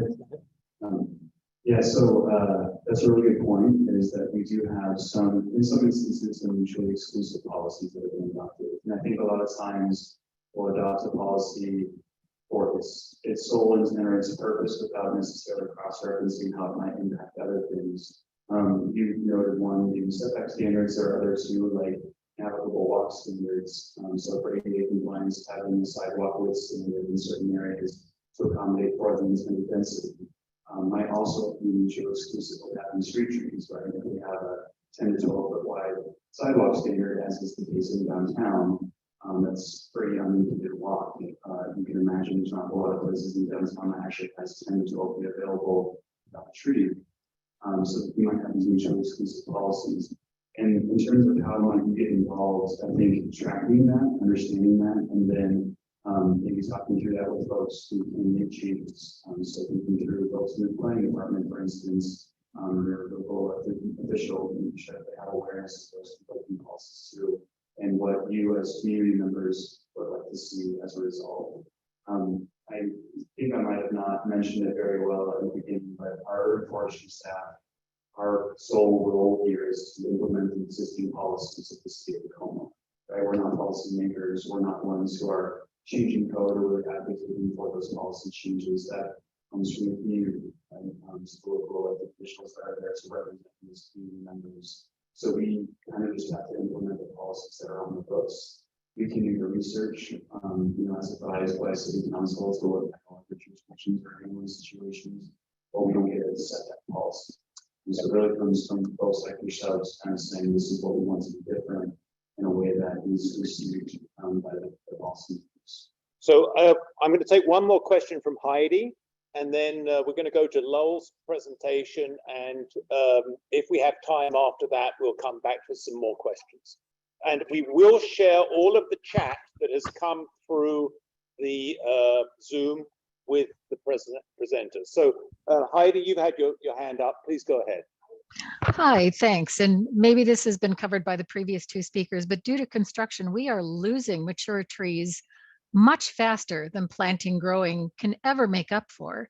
So I heard you just say you're not the policymakers, but it seems like there needs to be a plan to create better policies for true tree protection code, like requiring approvals and permits before trees can be cut and incentives to developers to retain existing on-site trees. So I will work with my neighborhood council in conjunction with this one and the whole Central Community Council to try to get those policies in place, because it sounds like we need them. Thank you. Thank you, Heidi. So I have a quick question for Ryan, the analyst, which is because your presentation talked about the current state, but you can talk about where we started. And to my eye, looking around Tacoma, we started with a lot more than 20% canopy. So what was the canopy in '94 when the first plan was put out? What was the canopy in 2010 when the second plan was put out? You can tell policymakers how badly it's not working. Can we address that after the meeting? I'd like to bring up our next speaker because we still have one more speaker to speak. So Lowell, thanks. Firstly, let me thank Mike and his group. And for the comments that I heard about what can we do, we are a neighborhood council and we are open to discussing this, coming up with motions of what we believe in and what we want to see. And as all of you who participated in the past know, our council members have been very supportive of this group and open to dialogue. So there is opportunities. That being said, I'd like to pull up the presentation and introduce our next speaker. How do I do? Share screen. It was which one, Lowell?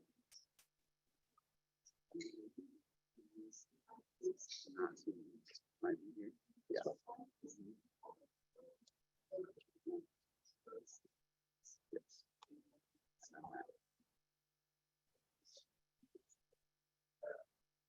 Are we finding that on the? Yeah. Ignore the app. Click on the third slide. Now I need to start. Activate. Yeah. No, I didn't. Where am I? Just like this. So, yeah.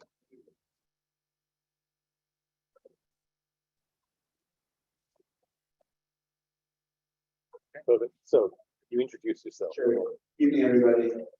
I'm Lowell Wise. I'm the executive director of Tacoma Tree Foundation. We're a nonprofit here in Tacoma. And in a lot of ways, my presentation is going to dovetail really nicely from what we just heard from my friends at the city. And yeah, so same pause. My plan for tonight is just to give you some additional context beyond what the city was able to provide and talk about our efforts as a community-led organization that's trying to grow the urban forest here in Tacoma.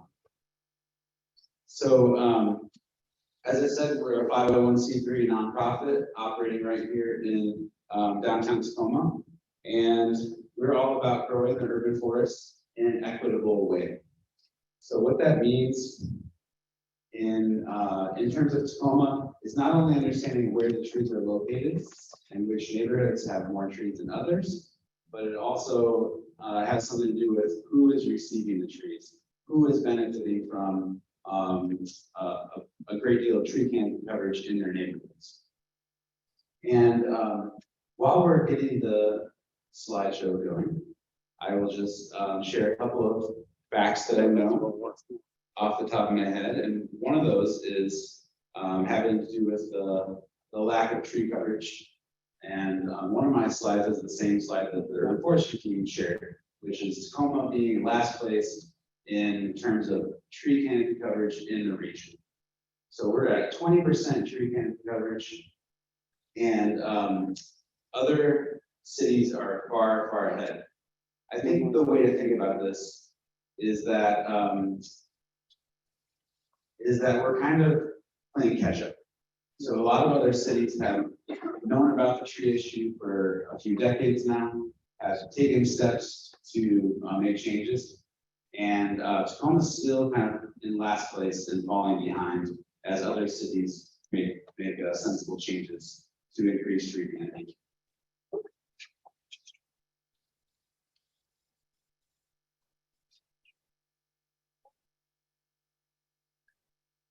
I apologize.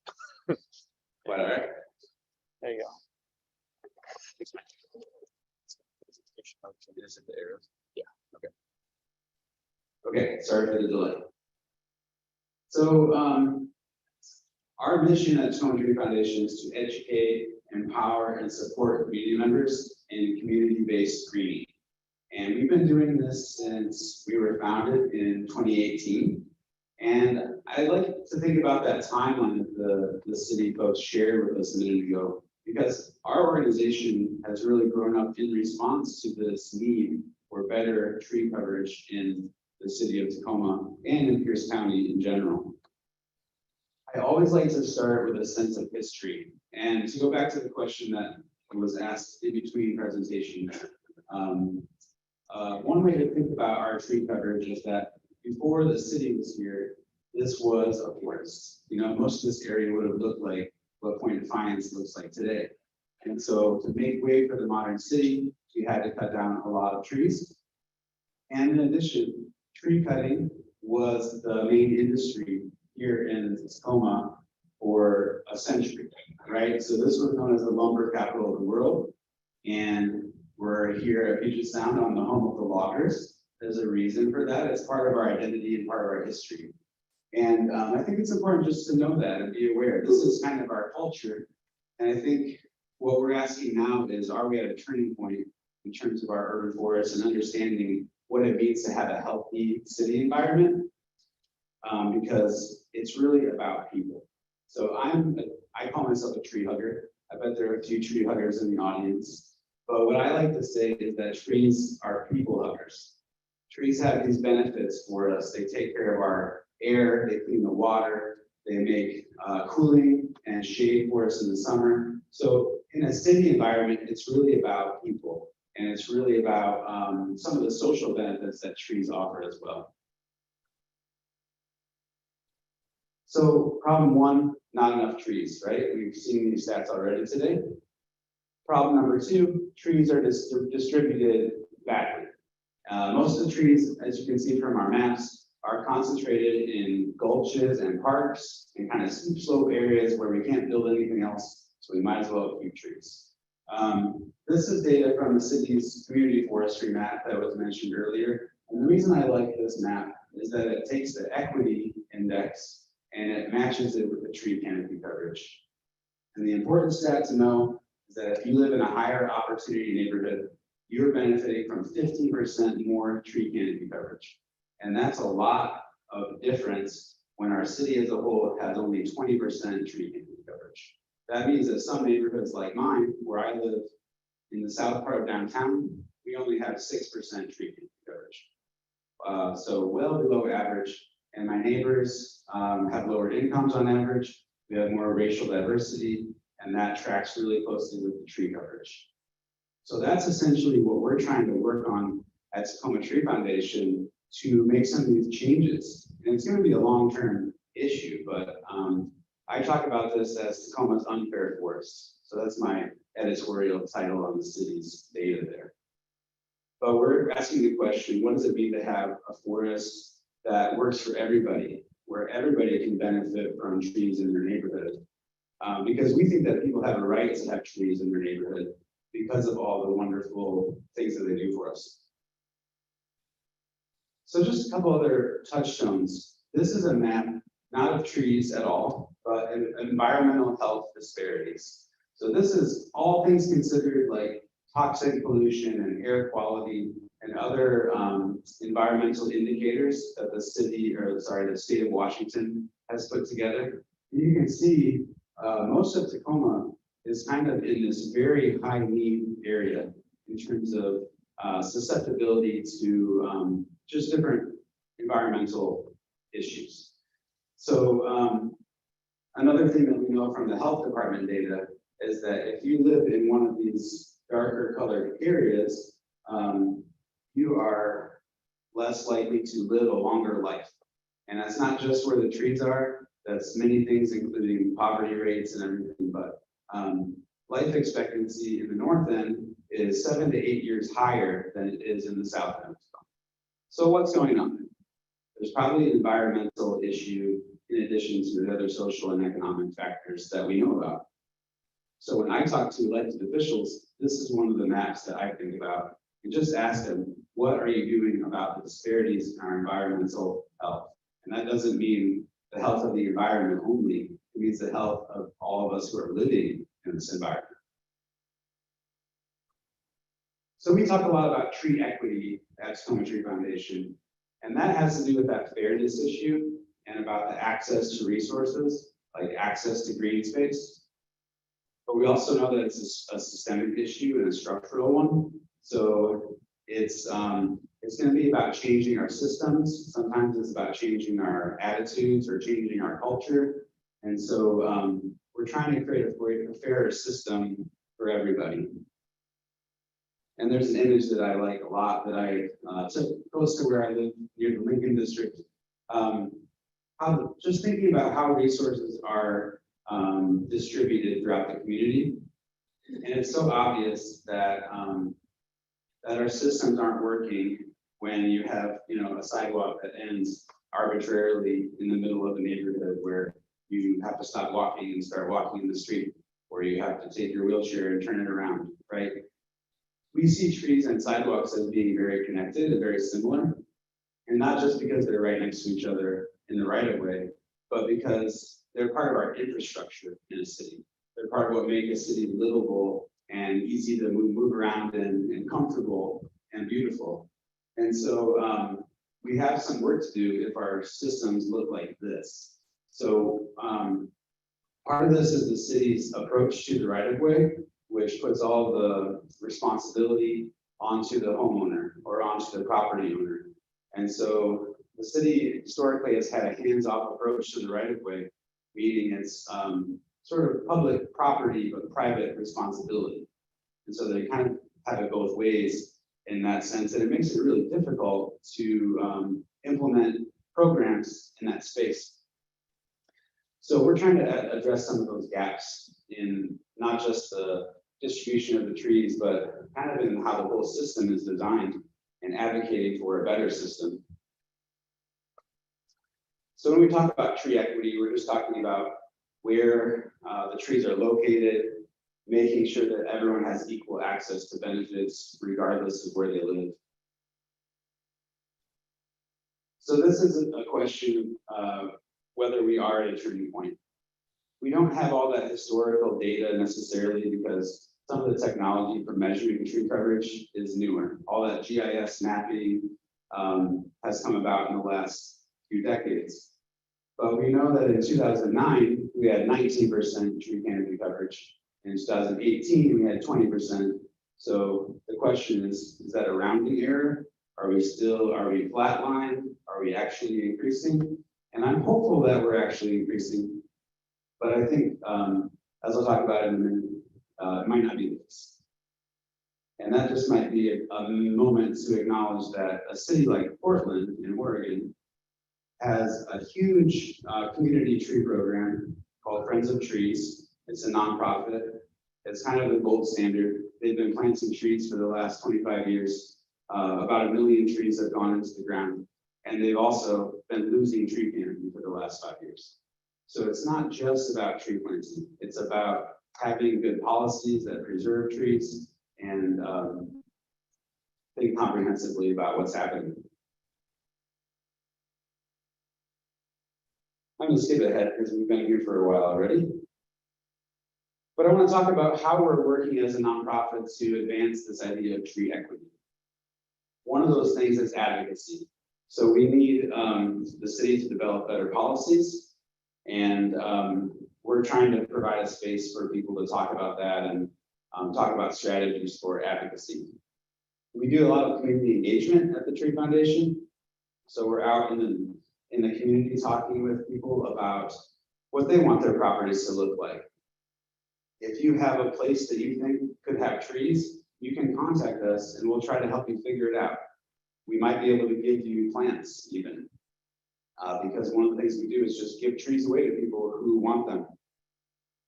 And in contrast with the city's programs, which have quite a few hoops to jump through and are sometimes restricted on where you can plant the trees, we provide plants that have no strings attached, so you can just plant them wherever it's possible to plant, as long as you get your permission if you're doing it in the right of way. We also know that it's really important to have a community-based approach and to have what I like to talk about as cultural humility. So we don't assume that anyone is of a certain culture or background or has certain values. Even the value of trees, not everyone shares the opinion that trees are good or necessary. So we're not out there to change people's minds necessarily, because we don't know what they're going through. But we want to be able to give people resources if they want to invest in their own property.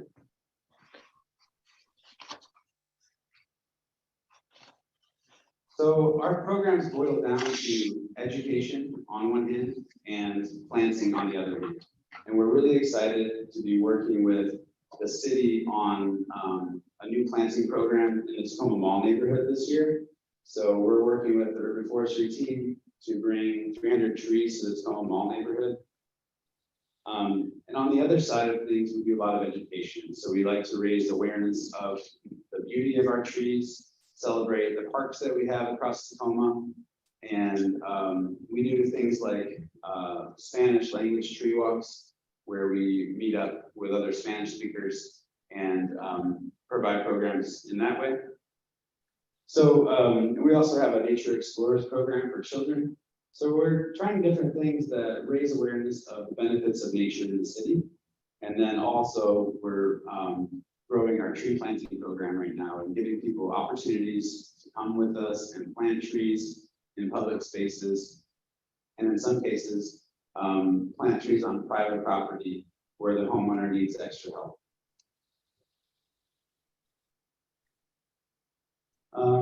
We've seen a lot of maps tonight, but this is a similar map to what we saw earlier. This is the results of our branch out tree giveaway that you heard about from Lisa.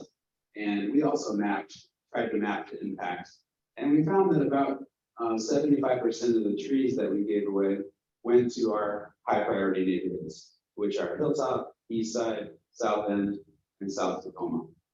So that was really heartening, I think, for us to know that we're bringing resources to communities that need them. So what can you do as an individual? You can talk to your neighbors about trees. You can thank the neighbor that has a large tree that shades your front walkway.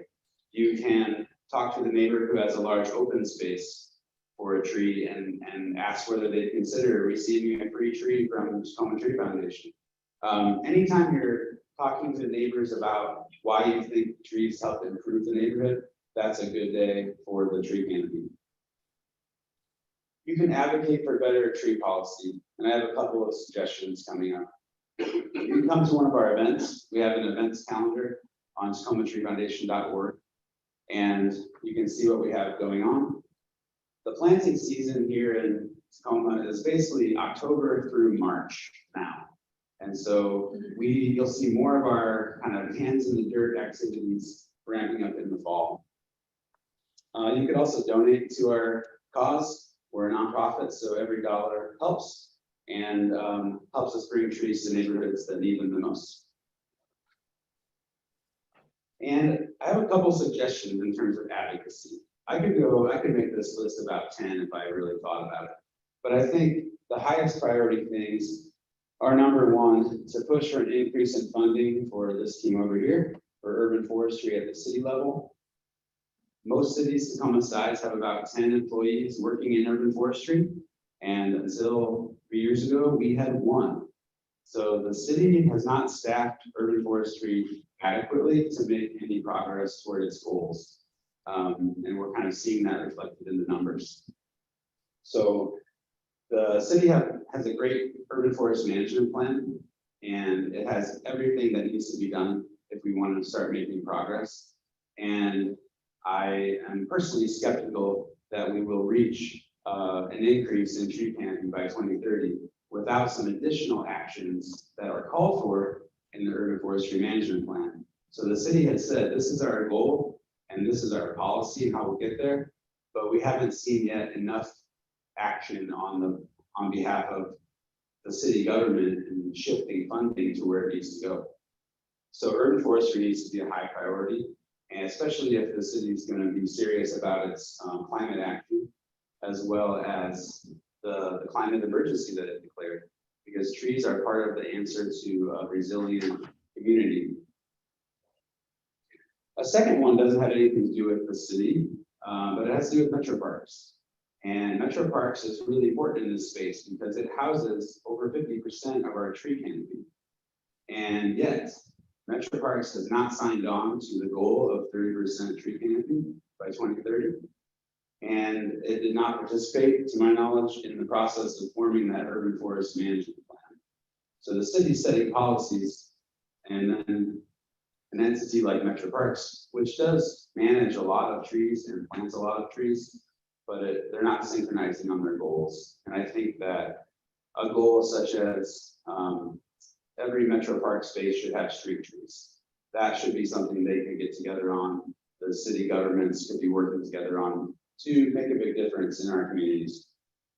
So I think just having Metro Parks thinking about tree canopy goals and then setting some actions that correlate with what the city is calling for would be a huge step in the right direction. And third, I think what we need, because the level of coordination that's necessary to make change at the city, I do think that we need a tree canopy advisory council. This is another thing that's called for in the urban forest management plan. Probably wouldn't be that costly, and it would be able to get into more detail, get into the weeds a little bit more than the Sustainable Tacoma Commission is able to do, which oversees all the city's sustainability actions. So this is something I would really like to see happen in the next 2 to 3 years, because I think what we find out is that urban forestry touches lots of different areas of the city. I talked recently with someone from City of Seattle, and their urban forestry department is not a department. It's people in 12 different departments who coordinate on tree efforts. And it's just a different model, but it shows you that you need someone in planning and permitting and code enforcement and policy and all of these different departments to actually synchronize and coordinate and make a concerted effort. So I think that something like an advisory group helps to do that. So those are just 3 ideas that I have. I could spout off more, but I'll keep things short. And I want to invite questions after this as well. 2 opportunities to let you know about. The one on the left is our branch out tree giveaway. It was so successful. We're doing it twice in 1 year. So we're going to be doing it in November on Veterans Day weekend. And this is the effort where we're having volunteers help to plant on private property. So if you're a homeowner and you would love to have a tree, but you don't have the ability to plant it, we can bring volunteers to your home, deliver that tree, and help you put it in the ground all in the same weekend. So the branch out event is a great opportunity. It's also open to everyone in the North End, so it's not limited to our priority neighborhoods. The other thing I wanted to share is that we as Tacoma Tree Foundation are having an online auction this September. It's our 2nd ever fundraiser, and we're going to have a lot of great items up for bid. So we would invite everyone to register for our auction and participate so you can support us. And it also supports a lot of local businesses. We have local artists and businesses share items and experiences with us. And so you can help us a lot by supporting the auction or just going to our website to give a donation. The last thing I wanted to say is that there's a lot of things that this group can do in the North End, and especially the neighborhood council, to influence attitudes about the tree issue. And I wanted to just share a couple ideas that I had. I really think that the North End can lead the way on this. There's a lot of will in this. I'm going to bring it over to the other side.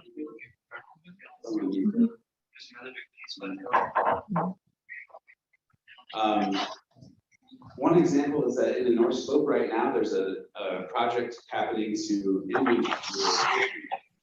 So in North Slope neighborhood, there's a lot of beautiful trees, and there's some local advocates who are doing a job right now to map and inventory those trees. That's often the first step in preserving existing tree canopy. So if you want to find out more, you can contact the North Slope group. I can put you in touch if you don't know who those folks are. So there's many different ways that the North End can lead the way, I think.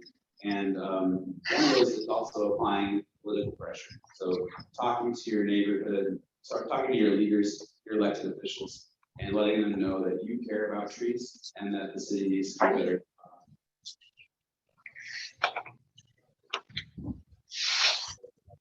That's all right.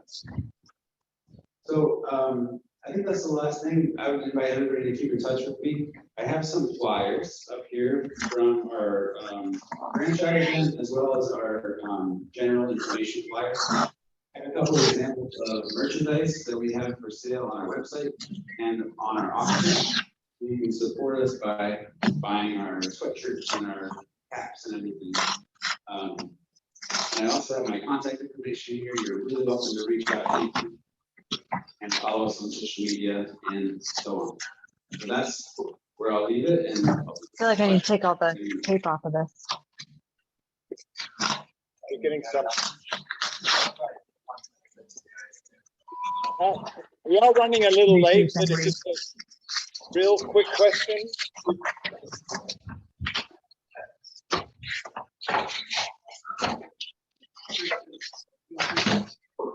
Kristen, can you mute your screen share?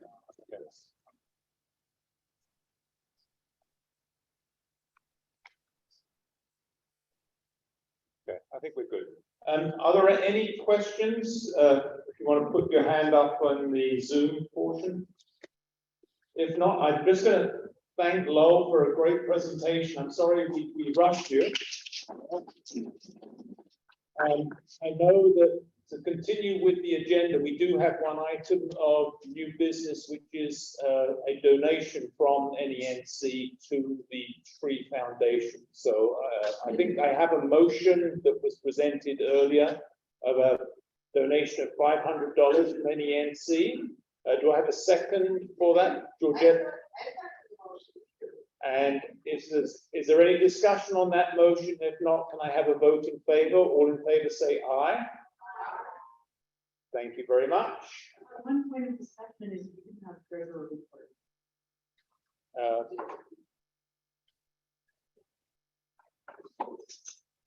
So, is there any other new items of business?